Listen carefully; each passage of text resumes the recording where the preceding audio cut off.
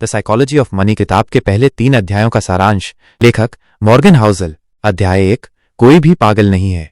मुख्य विचार, लोग पैसे से जुड़े फैसले कैसे लेते हैं ये उनके व्यक्तिगत अनुभवों, समय, स्थान और परिस्थितियों पर निर्भर करता है। इसलिए कोई एक निर्णय सबके लिए सही या गलत नहीं हो सकता। 1. व्यक्तिगत अनुभव हमारी सोच की नींव।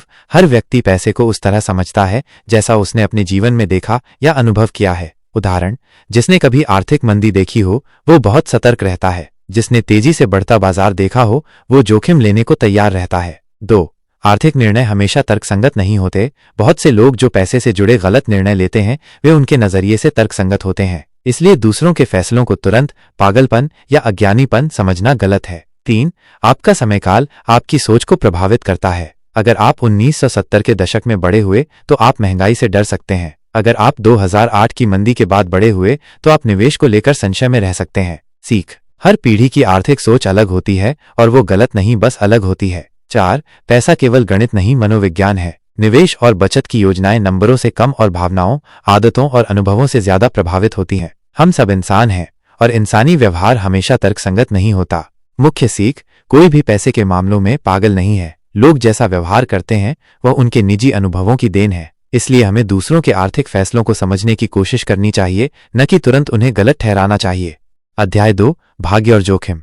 मुख्य विचार, सफलता और असफलता दोनों में भाग्य, लक और जोखिम, रिस्क की भूमिका होती है। हम अक्सर किसी की सफलता को पूरी तरह उसकी मेहनत का नतीजा मान लेते हैं और असफलता को उसकी गलती, लेकिन ये सोच अधूरी होती है। 1. हर सफलता केवल मेहनत का नतीजा नहीं होती। कई बार लोग सही जगह सही समय पर होते हैं और भाग्य उनकी मदद करता है। उदाहरण, बिल गेट्स को सही समय पर कंप्यूटर लैब तक पहुंच मिल गई जो लाखों बच्चों को नहीं मिलती। 2. उसी तरह हर असफलता सिर्फ गलती नहीं होती। कोई व्यक्ति बहुत मेहनती और बुद्धिमान हो सकता है लेकिन जोखिम या परिस्थितियां उसके खिलाफ हो सकती हैं। 3. किसी एक व्यक्ति से सीखने की सीमा है। किसी भी इंसान की कहानी में भाग्य और जोखिम दोनों छिपे होते हैं। इसलिए केवल एक व्यक्ति के अनुभव को कॉपी करना समझदारी नहीं है। 4. जजमेंट में संतुलन जरूरी है। किसी की सफलता देखकर केवल उनकी रणनीति मत अपनाओ, उनकी परिस्थिति और समय को भी समझो। किसी की असफलता को पूरी तरह उनकी कमजोरी मानना भी गलत है।